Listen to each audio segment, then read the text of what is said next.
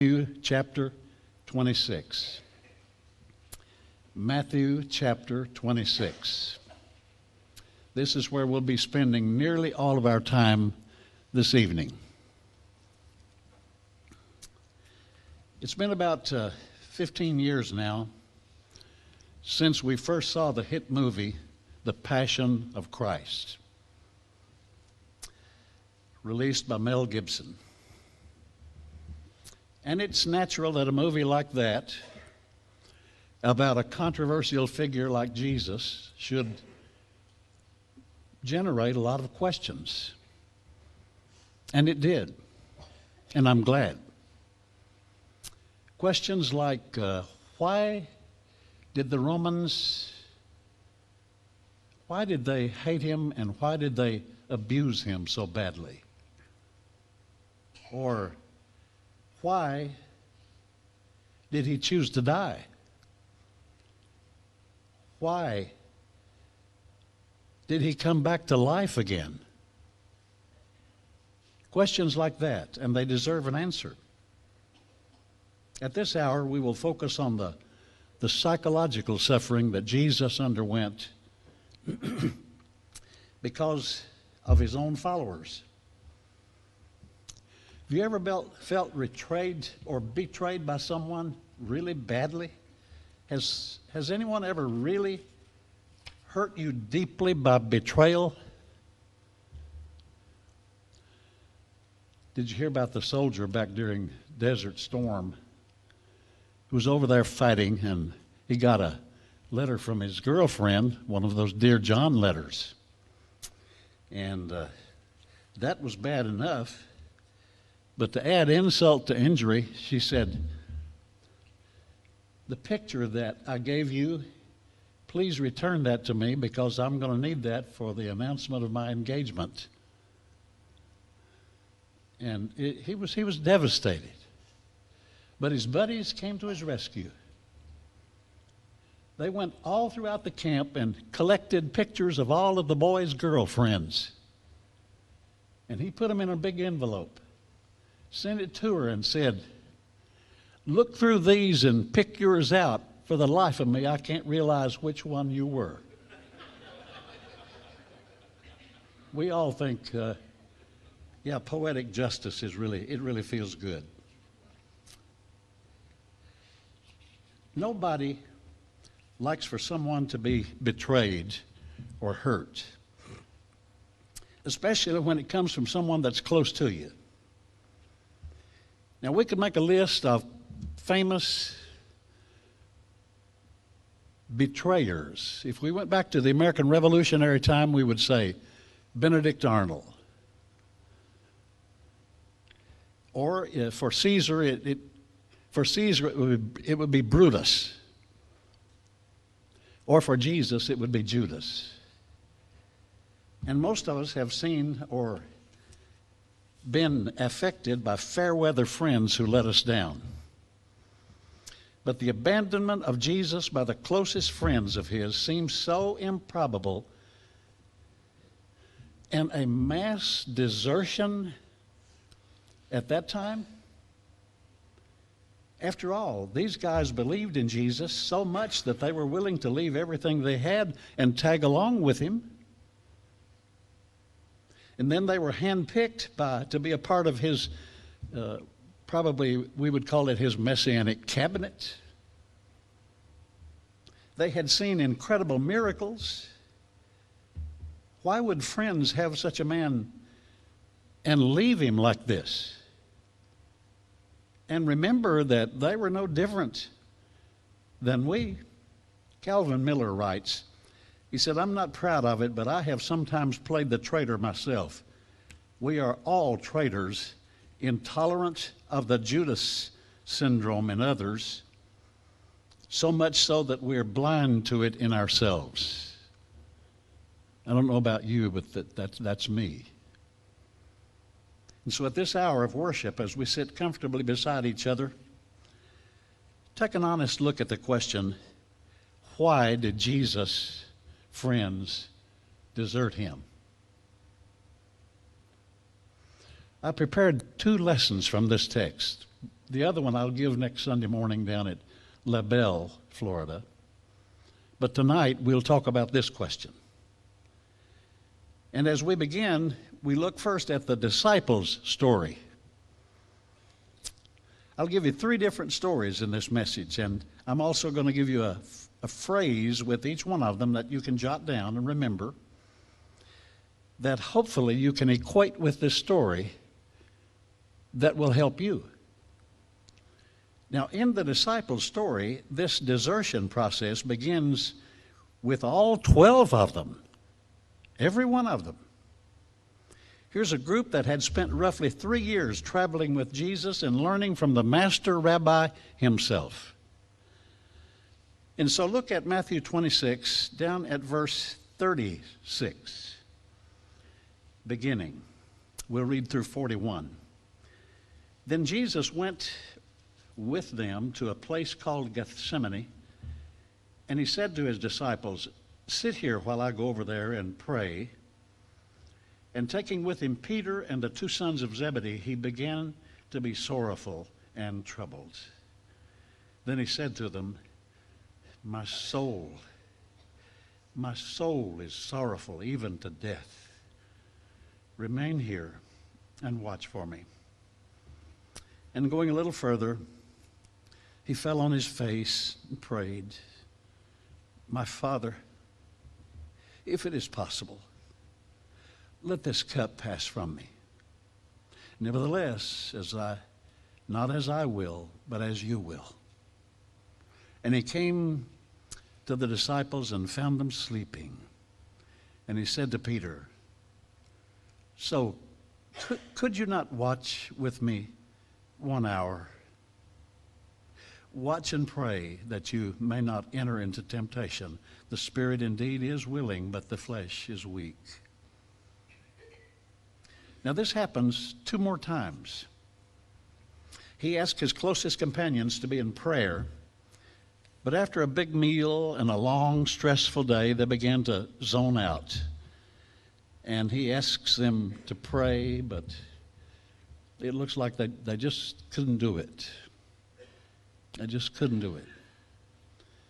And the phrase I want you to write down here and remember when you think about these disciples is this: fatigue and fear. When Jesus requested their prayers, they probably wanted to do that, but they were so tired.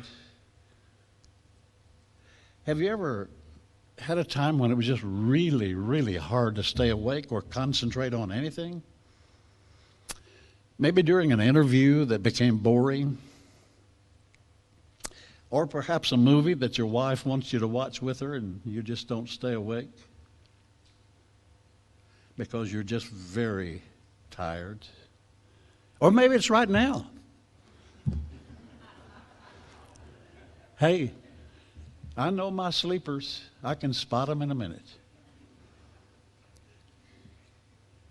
Well, these guys were just really exhausted, and they awakened to a crowd of men who have come to arrest Jesus. And what an overwhelming scene this was. Men with weapons, swords surrounding him. Well, when they had a chance to run, they ran. They ran out of there in order to save their hides. It's sad, but that's what they did. Look at verse, I guess it's 55. It says, "At that hour Jesus said to the crowds, have you come out against a robber with swords and clubs to capture me? Day after day I sat in the temple teaching, and you did not seize me. But all this has taken place that the scriptures of the prophets might be fulfilled." Then all the disciples, did you catch this? Then all the disciples left him and fled. Every one of them. But in their defense, I've got to say, this wasn't the Boy Scout troop that came marching up there. These were trained and armed soldiers who were on a killing mission. They meant business. And these men had been so close to Jesus, and inwardly they enjoyed the position of popularity. Some of them even had asked for positions of prominence in the kingdom that they expected. Ross Broadfuhrer writes, they associate with Jesus in part so that they could rule with him in the end. But when it looked more like the option was to bleed beside him rather than reign beside him, their conviction faltered. I think he was right. You see, Jesus says to these sleeping disciples, he said, I know your spirit is willing, but your flesh is weak. They were human after all. What a great description of them and us. You see, we don't get anything out of this at all unless we say, and us. Where do I fit in here? Our intentions are so good.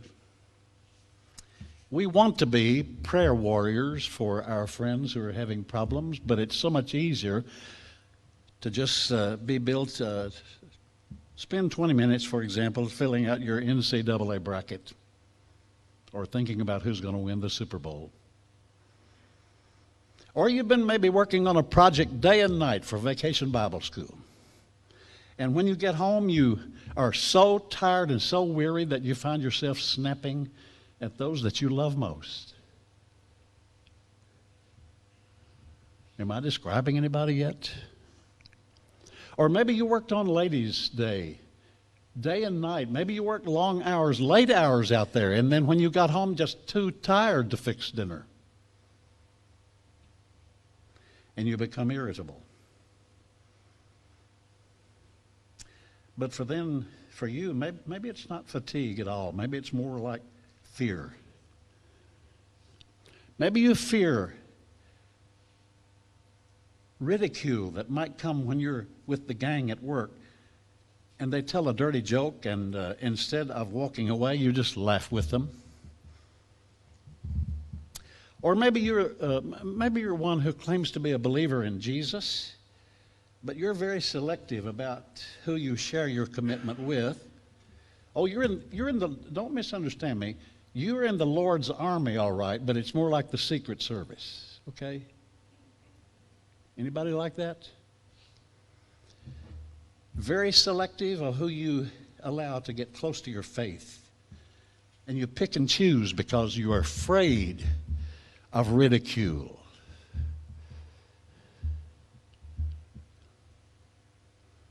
Yes, sir.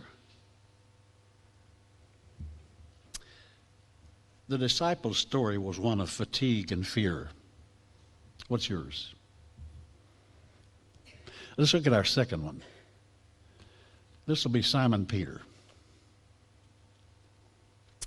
You probably know this one quite well. This is the man who Jesus would use to preach the first gospel sermon, the first good news sermon after his resurrection later in Jerusalem. And Peter was so often, because of his, he was just an outgoing person. He was a type A. And he was often the spokesman, it seemed, for the other disciples. And you may not have caught it earlier. I asked the class this morning to read Matthew 26, and you'll be able to fill in all these. You may not have caught it in Matthew 26. Just before the prayer time on Mount of Olives, he said, you're going to fall away on account of me. You will desert me tonight. And they just can't believe that.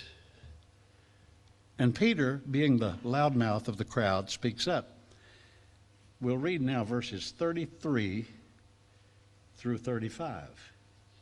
Peter answered him, though they all fall away because of you, I will never fall away. Jesus said to him, truly I say to you, this very night before the rooster crows, you will deny me 3 times. Peter said to him, even if I must die with you, I will not deny you.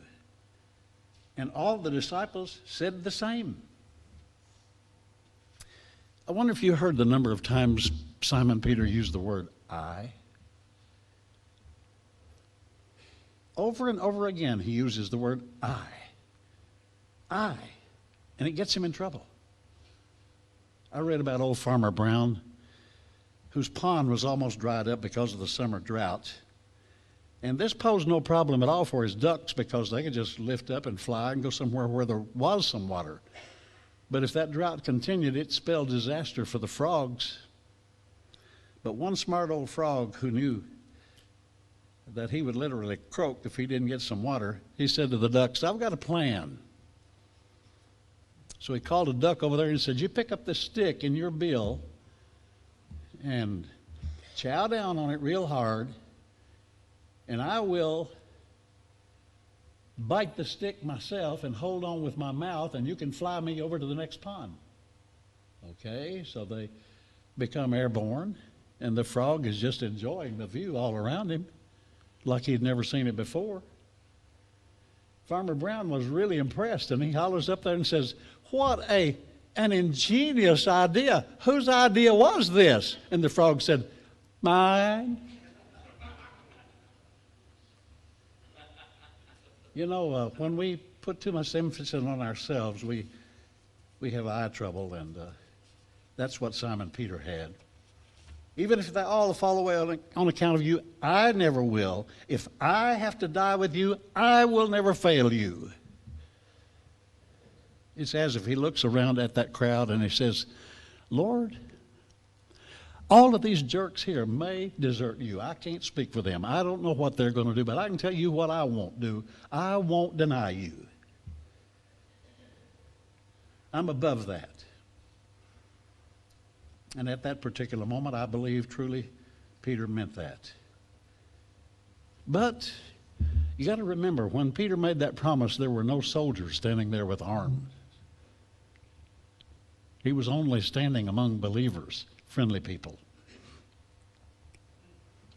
You see, we usually don't change when we see the light. We change when we feel the heat. And he's feeling the heat right now when he denies Jesus. A part of this story can be found in the word arrogance. They might, but I won't. Be very careful how you use the word never. And don't follow people, don't follow preachers, because we'll disappoint you every time. We'll disappoint you down the road somewhere. You follow Jesus, he is where you place your trust, all of your trust. Well, now we skip ahead a little bit in this chapter. We see Peter's story unfolding after the arrest of Jesus, and Peter and John follow him at a safe distance, probably in order to find out just what's happening to Jesus. They don't know what's going on, really. And John has some friends in the high priest's house, so John gets in just a little closer, and he gets Peter closer too. And so we'll pick it up in verse 69. 26 at verse 69. Now Peter was sitting outside in the courtyard, and a servant girl came up to him and said, you were also with Jesus, the Galilean. But he denied it before them all, saying, I do not know what you mean. And when he went out to the entrance, another servant girl saw him, and she said to the bystanders, this man was with Jesus of Nazareth. And again he denied it with an oath, I do not know the man. Matthew spared us from having to read what Peter actually said, but he cussed. And after a little while, the bystanders came up and said to Peter, certainly you too are one of them. Your accent betrays you. Then he began to invoke a curse on himself and to swear, I do not know the man. And immediately the rooster crowed. And Peter remembered Jesus saying, before the rooster crows, you will deny me 3 times. And he went out and wept bitterly. In Luke's account, chapter 22, Luke adds some specific details that you can picture in your mind. Luke says that when Peter denied Jesus and when the rooster crowed, that Jesus was walking by. Apparently they had come out of the high priest's house and they were leading Jesus by there, and it says that Jesus looked at him. Wow.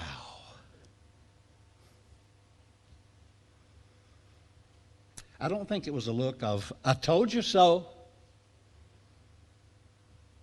He didn't say, Peter, you scumbag, get out of my sight. When I needed a friend, you let me down. I hope to never see you again. You can go back to your fishing business.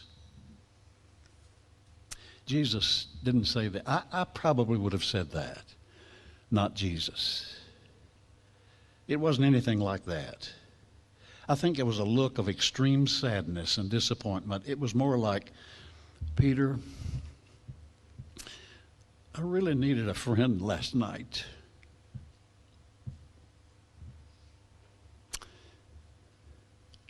And you weren't there. But Peter, today you need a friend worse than I did. And I'm here for you right where you left me.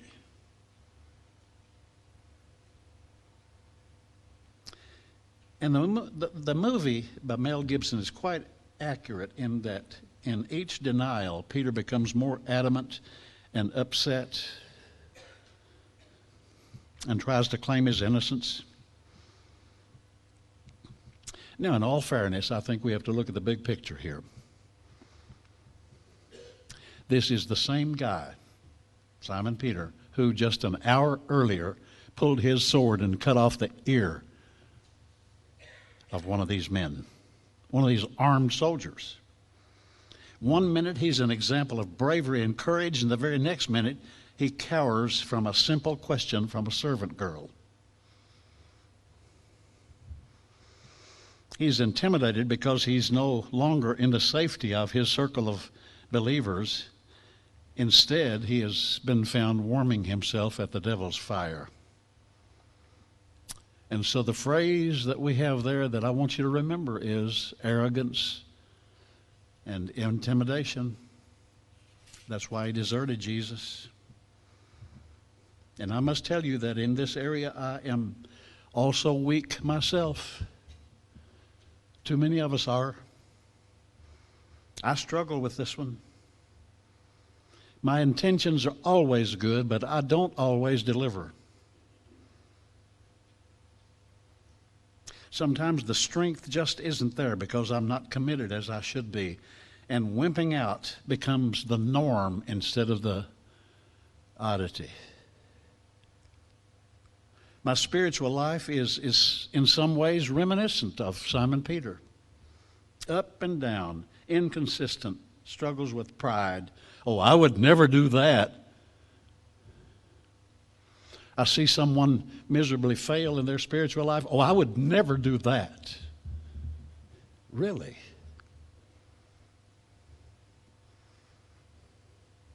Struggles with intimidation. I'll confess to you right now, I've had those struggles. Boy, I want them to like me. Whatever crowd you're in, I want them to like me. Well, just how much are you willing to give up so that they will like you? Did you notice with Simon Peter that after the first two denials, the news seems to be rather obvious to the people that were present?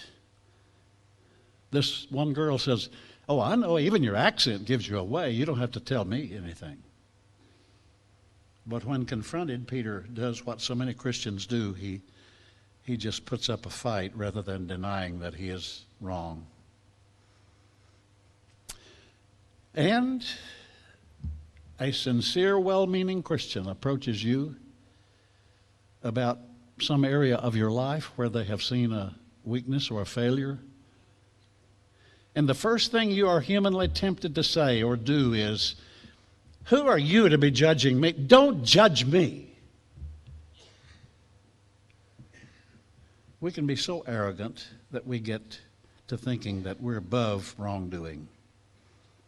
Then at other times we're just so intimidated if we think that our faith may damage our friendship circle or hurt our career or whatever. When Mel Gibson talked with Jim Caviezel about playing the part of Jesus in the movie, the man who starred as Jesus, when Mel Gibson talked to him, he said, "Jim, let me warn you. If you take this part, you may be permanently cast in the minds of the people as Jesus in Hollywood, and you may never get another movie part." Jim Caviezel said this. He said, "So be it. That's okay with me if that's how it has to turn out." How are you when intimidation threatens? Maybe it's in your family setting at Thanksgiving when everybody's there from Timbuktu. The family get together when the others don't share your view of the Bible and they make you feel like a second-rate Christian because of your faith. How do you handle those moments? Do you cower and sort of become like a chameleon and change your values to match theirs just so there'll be peace in the family? You ever done that? Simon Peter deserted Jesus because of arrogance and intimidation. Have you ever done that? Well, there's one more story in this chapter, and that's the story of Judas, and you know this one. A fairly good case can be made that prior to the betrayal, this man was one of Jesus' closest friends. I mean, he had been put in charge of the money bag. And if we understand the seating arrangement in the Jewish culture at the Last Supper, and if we study the conversations they had at the supper, it would appear that John was on Jesus' right hand and Judas was on the left hand. So Judas was in the place of an honored guest, place of an intimate friend. You know, there's an Old Testament prophecy over in Psalm 41 where it says, thousands of years before Jesus was ever born, it says, "Even my close friend whom I trusted, he who I shared my bread, has lifted up his heel against me." You know, if you were to appear on the Family Feud and they ask you what were the top 5 questions of top 10 questions in this category, if they ask you, name someone who betrayed a friend, Judas would probably be the first one that came to your mind.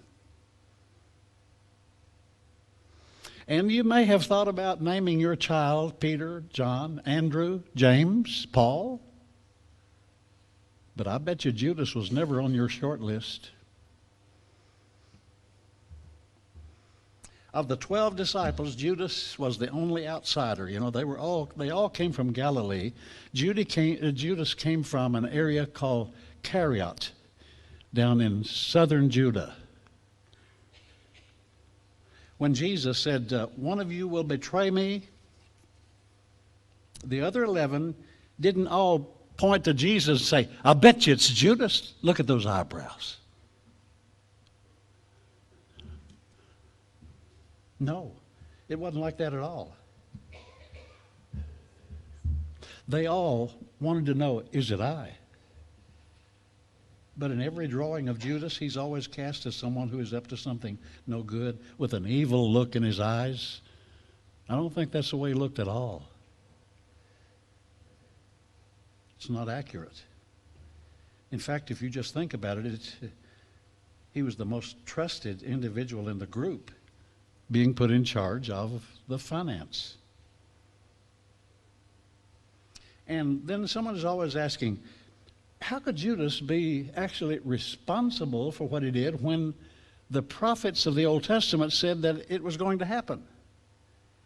Well, yes, it was predicted, but that doesn't mean he wasn't a free agent any more than when the Old Testament prophecies or prophets said that Jesus was going to die. Jesus' choice to die was his own. It wasn't pre-programmed so that he had no choice. Just check his prayer there. And then someone is always asking, how could he be responsible for that? Well, there are a lot of Old Testament prophecies to that effect. And this betrayal was Judas' choice. He was one of many people who sold out Jesus. He's merely a powerful illustration of a principle that Jesus taught, that no one can serve two masters. You cannot serve God and money. You will love the one and hate the other every time. And Judas did. He's a tragic example of Jesus' words in Matthew 16 when he said, "What good does it profit a man if he gain the whole world, lose his own soul?" Well, look back now again in Matthew 26 and this time go to verse 14, 15, and 16. Then one of the 12, whose name was Judas Iscariot, went to the chief priests and said, "What will you give me if I deliver him over to you?" And they paid him 30 pieces of silver. And from that moment, he sought an opportunity to betray him. Now, little did any of them at that moment realize that their act was fulfilling a prophecy written hundreds of years earlier in Zechariah chapter 11, where it says the Messiah would be betrayed for 30 pieces of silver. You know what that was? That was the price of a slave. A house payment. And Judas sold him out for that. Which betrayal of Jesus have you ever done for money? A padded expense account? Fudged on your taxes? Overcharged a customer deliberately? Made your career your God? Or just give so grudgingly and sparingly to the Lord's work? Betrayed. In the dictionary, betrayed is separated by about 1/8 of an inch from betrothed. But there's a world of difference. Betrayal is a weapon found only in the hands of those you love. Your enemy has no such tool. Only a friend can betray. And that's what Judas did. He had his money, and now he's going to complete the transaction by pointing out Jesus to the crowd. And since this was taking place in the dark of night, Judas had set up a signal that whoever he kissed was the one they would arrest. To me, this is one of the saddest scenes of that whole chapter. He walks up to Jesus and kisses him on the cheek and said, "Greetings, Rabbi."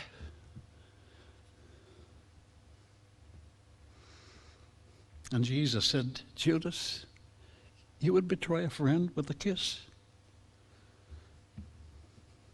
See, what was typically a greeting of honor and trust on that night became a symbol of betrayal. You listen to me. The whiplashes on his back the night before, the crush of thorns on his scalp, and when they spit in his face, none of that hurt nearly as bad as this kiss on his cheek.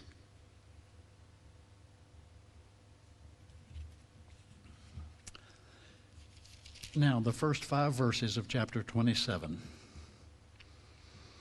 When morning came, all the chief priests and the elders of the people took counsel against Jesus to put him to death, and they bound him and led him away and delivered him over to Pilate, the governor. Then when Judas, his betrayer, saw that Jesus was condemned, he changed his mind, brought back the 30 pieces of silver to the chief priests and elders, saying, I have sinned by betraying innocent blood. And they said, what's that to us? See to it yourself. And throwing down the silver into the temple, he departed and went out and hanged himself. One of the most tragic lines in the Bible right there. I think the movie aptly depicted the war within when Jesus was struggling with guilt, or when Judas was struggling with guilt and despair.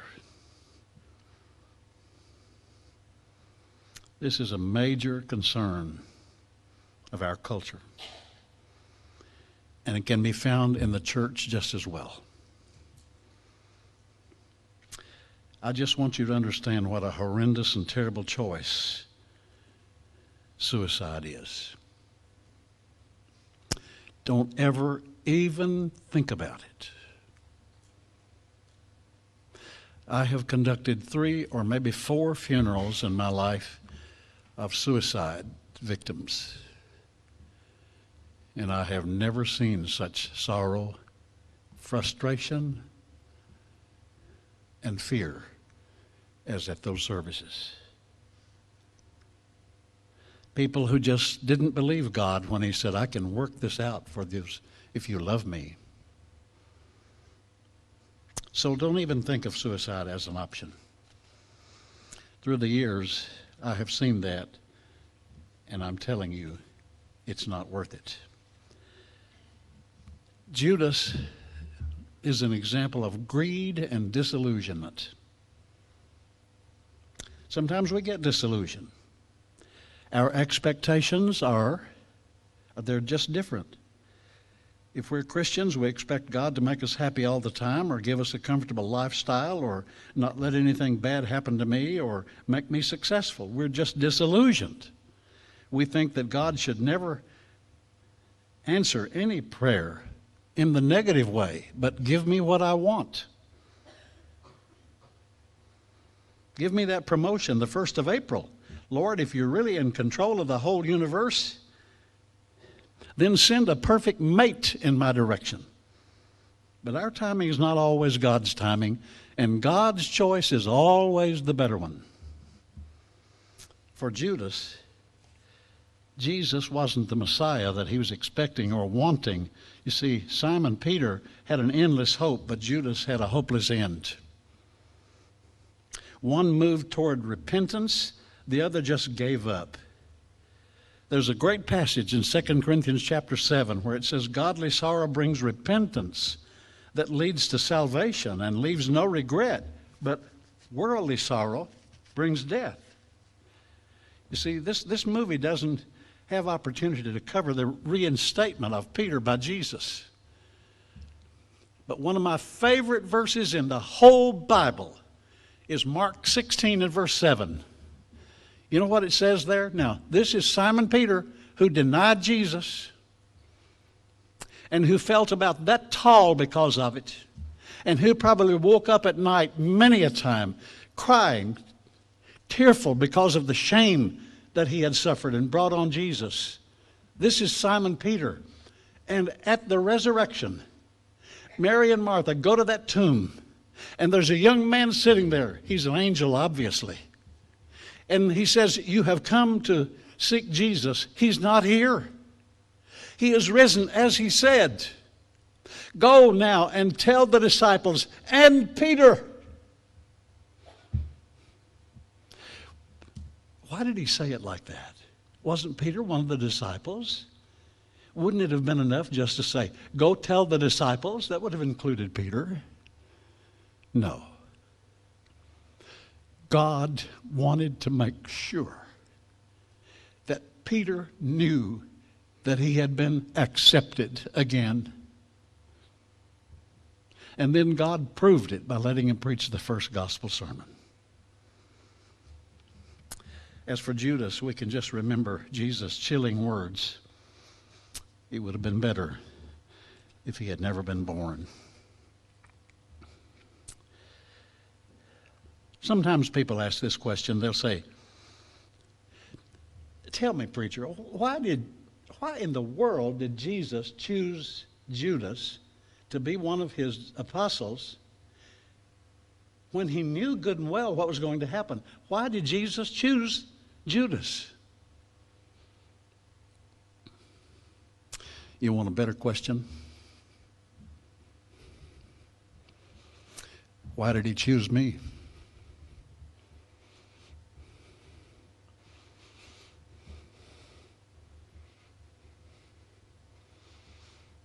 He knew I would fail many times, but he chose me anyway. You see, there's not an awful lot of difference between Judas and Peter.